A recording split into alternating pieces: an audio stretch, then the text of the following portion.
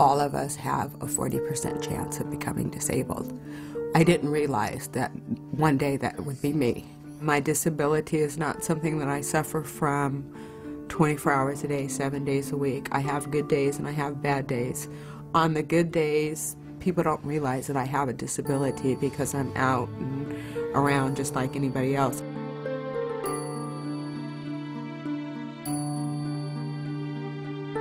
Dominique has been fighting his whole life. I mean, his first week in kindergarten, he got beat up for being mixed. Mind you, still in elementary school, and there's these teenagers just after him, trying to beat him up. And when I went out there and tried to talk to him, they cussed me out and told me, you know, we're going to beat him up. It doesn't matter if you're standing here. If you're standing here, you're going to get beat down too. So I couldn't do it anymore.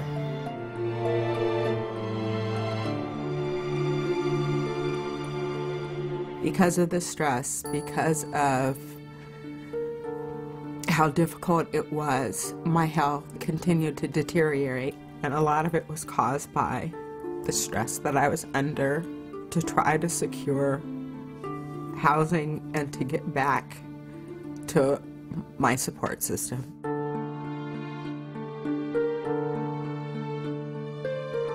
When we were in Vegas, we were in a trailer, and we ended up losing that trailer. And when we came out here, we didn't have anything. We sold everything before we left Las Vegas coming here.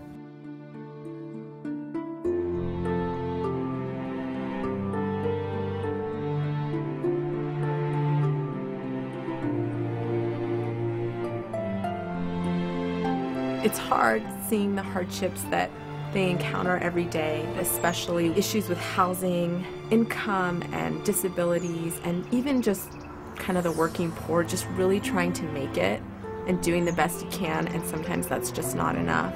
Issues are very different for every family, but things like getting job training to get a livable wage job, time to find a job, because you kind of need stability to do that, having past evictions or balances owing to apartments, which makes it difficult for them to rent, taking care of mental health issues so that they can be productive and feel better. What I've really been able to see through my work is just how the individual efforts with having a service like this that can be there for families, that can advocate for families when they fall through the cracks or where they're not being given all the rights that they deserve, is something that I have seen that change on an individual basis, and I really see it every day. When we first came and looked at this place, I knew it was the place for me because of what I saw my child. She felt at home. I saw her spirit come alive here. Because Sabrina has the stability in her housing and the support that she needs, she can really devote so much of her attention to Rena and really be there for her and be active in her mothering and her parenting of her, and can advocate for her to have the other relationships in her life that she knows are important to her. We found out some information about family service, so we were referred to them. This is considered transitional housing, where we're in right now. There's 21 units in the community.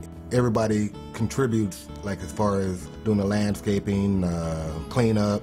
We have a community center. Everybody does their fair share. This whole community is like a family. Yeah. Anytime anybody has a problem with something or they need help with something, I don't know why they come to us, but they do.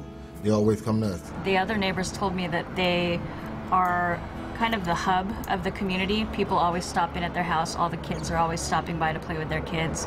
They've been able to thrive. You know, the children have friends here. They're well established in the community, and I think having that kind of foundation gives them the confidence and esteem to pursue all their goals and be successful in the future.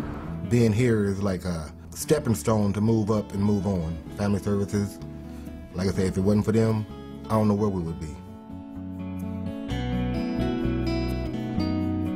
You know, what family service has done for me is huge.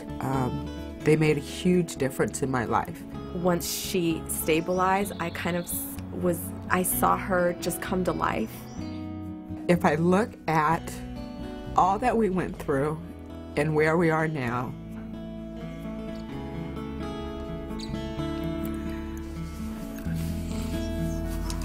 the main determining factor in the quality of life that Rena and I have now is family services.